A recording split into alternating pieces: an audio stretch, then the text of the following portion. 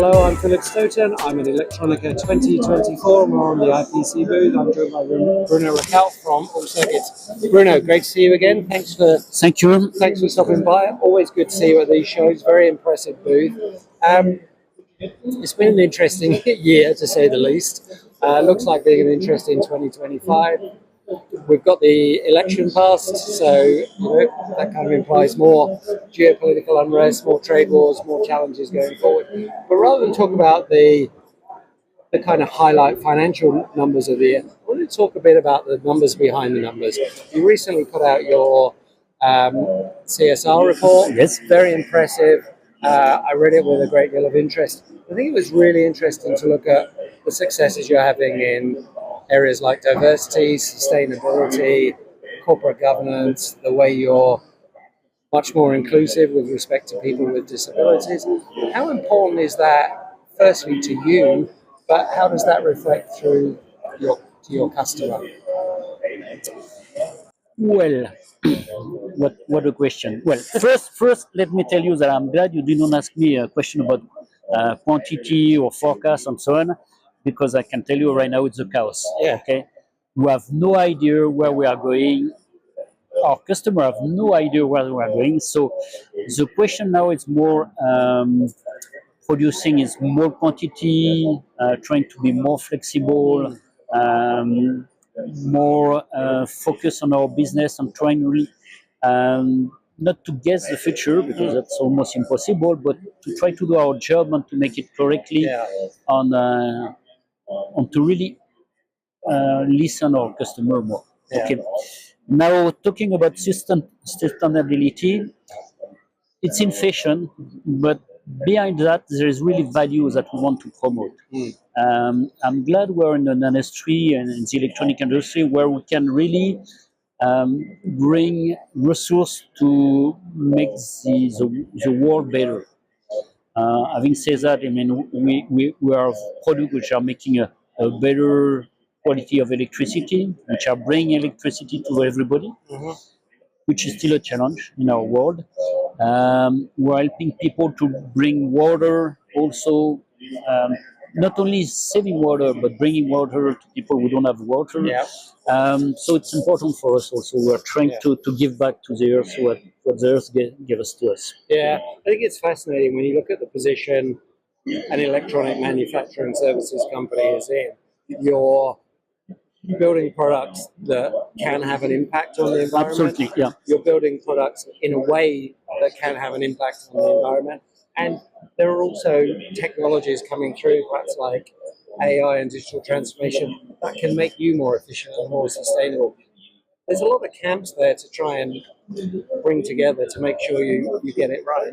Right. So even here it's a chaos because you have so much technology coming in, AI, but also how to process the board and so on, new components that we do not know really which one will win. So here also, I consider my job is to be ready to make it possible, and to be able to not close any door, okay, which is not that easy because you need to make choice in the life, okay.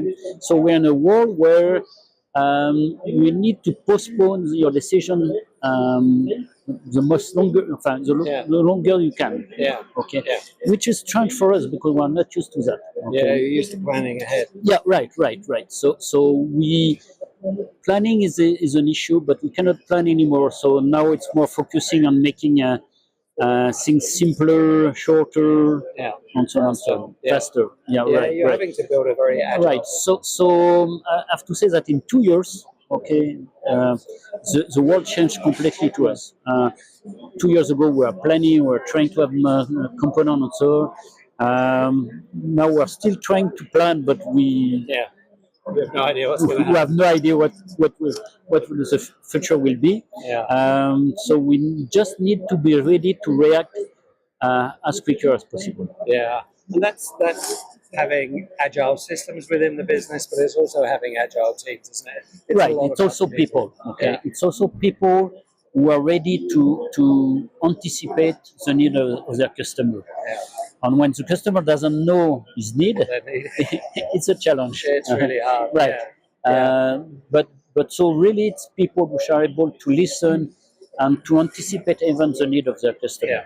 So here are our challenge. Yeah. When I look back at the history of all circuits, you came from a point of actually taking over a factory that was potentially going to close. So you kind of started with saving jobs and a very humanitarian look at the business in your DNA, and your management team all came from that situation. Do you think that gives you a different outlook to a lot of other companies?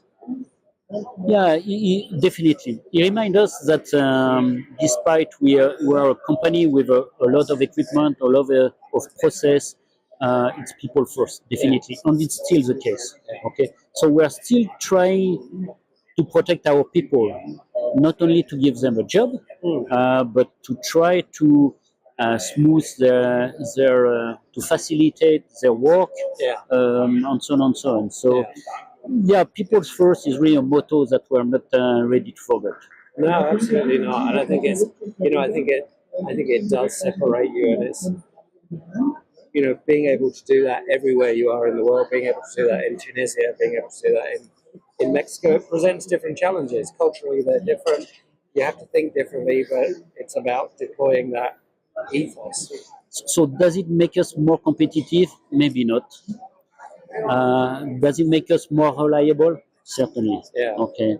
Reliable in quality, in way of working, in commitment to our customer. So that's where the difference is. And sometimes, Bruno, it's just important to do the right thing. Right. Absolutely. Yeah. So you look at everything you do. Right. It has to make commercial sense. It has to be good for your customers. Right. We're just trying to be consistent, not only with our customer, but the years, the world. Yeah, right. But and that maybe where is our difference. Yeah. And in conclusion, 2025, it's just all about agility and being ready to react to whatever the market decides to throw at you next. Absolutely. Now we have to guess what will be our future. So we have to guess in geopolitics. We have to guess in technology. Market trends. We know that sooner or later the electrical vehicle will come. When, we don't know. So it's really a challenge that we have to compute and to take care of. So I think we can be confident with the underlying trend. There's more electrification and more electronics and everything, but we cannot see the timing at the moment. Absolutely. So. Bruno, thanks for stopping by. Absolute pleasure to chat as always, and look forward to talking again soon. Thank you. Thank you.